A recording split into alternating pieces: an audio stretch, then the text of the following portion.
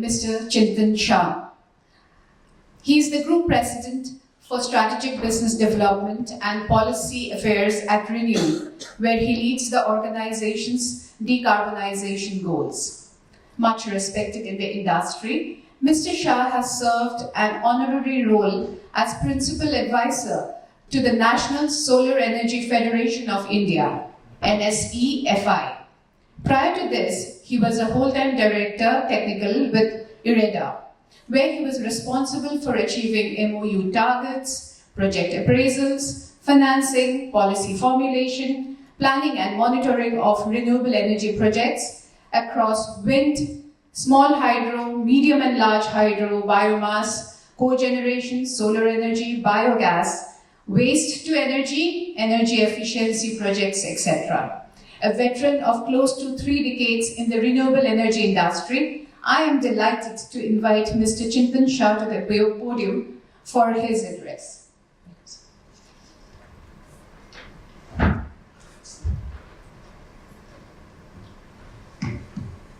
Morning everyone. Very tough to add after what Parag has covered the entire thing, entire sector. But having said that, wind is one particular renewables which got commercialized way back in early 90s when we started experimenting with renewables in India. We were looking at bagasse generation, hydro, wind, solar, everything. And what happened was we found wind becoming more commercially acceptable. And then we had this entire decade, 90s and the early 2000s and all. We had a lot of wind projects coming up in India. So much so that the OEMs of India started exporting to the developed world.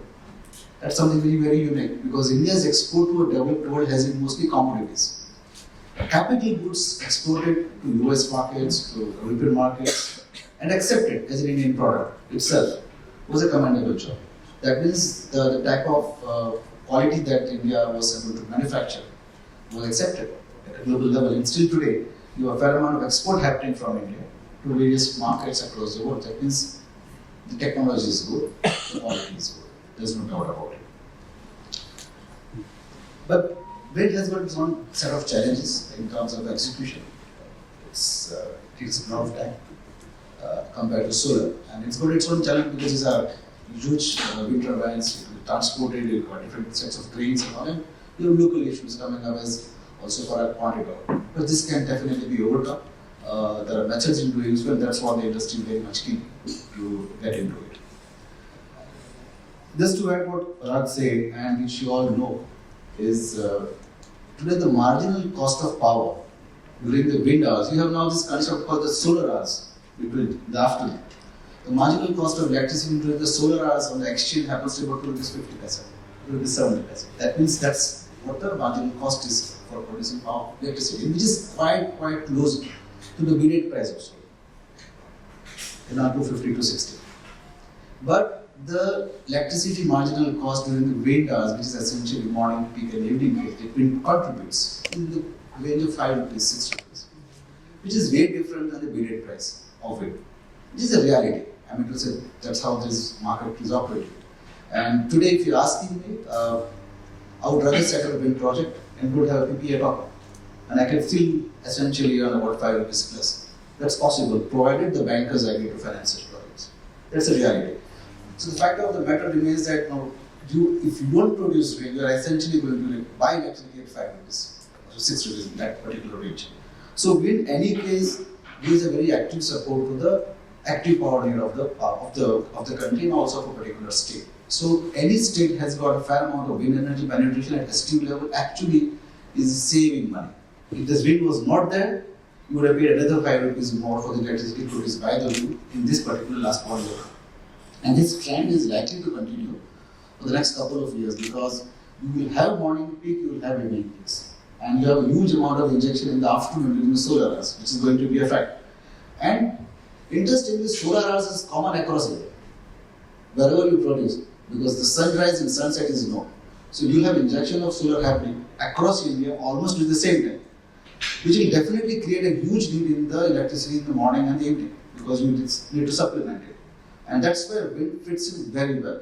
I mean, it's just a natural advantage of wind of coinciding with solar. which most of the power system operators will also tell you.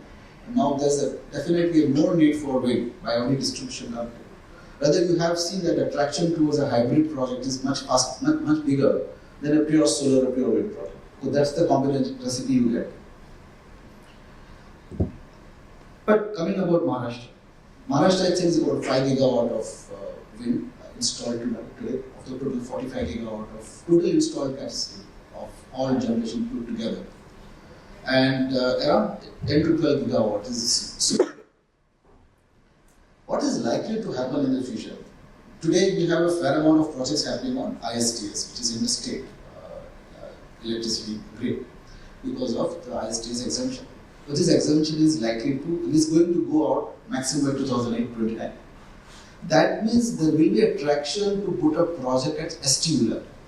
The landed cost of electricity will otherwise increase by like 1.5 to 2 rupees. Instead of doing that, jolly well put where the consumption is going to be. And Maharashtra happens to be a state which has got a fair, huge amount of consumption of electricity, industrially advanced stage. And the growth of electricity is going to be pretty high over here. It makes a great sense to look at the entire strategy and how we can create more STU-linked project in the state of Maharashtra. Another thing which is important, as I was rightly pointed out, there's going to be a massive injection of solar in the afternoon period. And the engineers over here should go back in a bit of a time travel to your third semester engineer, where essentially you are introduced the PQ curve, which is essentially the 4-quadrant PQ curve, where you have the first quadrant, which is active, reactive, lead, and a lead lag, and lag lead. And obviously during engineering we never thought why we actually seeing this entire curve, and essentially the third quadrant. Look, who actually needs a reactive lag and active lag? The reason was India never had an energy surplus in India. Actually, because I was doing my engineering, I was always thinking, will we have an energy surplus in our lifetime? And I was quite sure maybe not. However, the things have changed today. When we have 300 gigawatt of solar getting injected during the solar hours, maybe by 2030, 31, 32, you will have actual surpluses in the afternoon hours, which essentially you will require the quadrant 3 there to balance it out. Because when you have so much of active lead and a reactive lead, it will shoot up voltages everywhere. How do you handle those grid at that time? You require a counterbalance, which is a quadrant 3. You require something to make it a lag. What gives that? Simple, inertial load. Nothing else. Interestingly, when the solar hours is huge, the wind speeds are low. And now with this latest turbine which are coming is type 3, type 4 turbines, we have type 5 turbines in the future. They can actually operate in quadrant 3. That's a beauty. So when you require a third quadrant to be operational, wind will be there because there's low wind period. So you essentially balance the grid itself. So I'll just say wind is just not the need, it's also the necessity of the system. You don't want the system to go kaput. I mean, to say when you have so much of gigawatts happening with the solar hours, what's going to happen at local level? Voltage will shoot up. Where is that inertial load? The inertial load can come only from a moving part. Wind, fortunately, is an inertial load. It can work. The current turbines, type 3 and type 4, can be also modified. But type 5 turbine, which is going to be the future turbines, would have an inherent advantage to operate quadrant 3, which is the key part of the entire thing. That means this would be also put me to a different set of idea over here is once the capacity market gets created. See, unfortunately, what happens in renewables, it's an energy only market. That means you recover entire money from a kilowatt hour tariff, which essentially recovers your fixed cost and your variable cost. So it's an energy only market. Unlike a thermal market, which is got a fixed cost and a variable cost. That means a capacity market and an energy market. So essentially, as far as I know about wind would definitely qualify for the capacity market in the future. Because when you want somebody to operate in quadrant 3, they need to pay for that. And this is something very important. And again about Maharashtra, it's so interesting. You have at least 3 to 4 OEMs manufacturing wind turbines in Maharashtra. And actually, they're getting exported from Maharashtra to other parts of India. And there is hardly any solar manufacturing in Maharashtra. So we bring in solar from different parts of India. It's a little bit odd. And also, wind turbine manufacturing is very, very similar to automobile manufacturing. That's the reason you see wherever automobile manufacturing are there, wind OEMs have come up like Tamil Nadu, Maharashtra, and parts of Gujarat. So this is something which is very unique about Maharashtra, and since Maharashtra is going to at least double from 45 gigawatt of total installed capacity to about 90 gigawatt by 2030-31, I think it's very, very, and of which this major influence coming from solar, about 30 gigawatt. It's very important to also have an inertial load.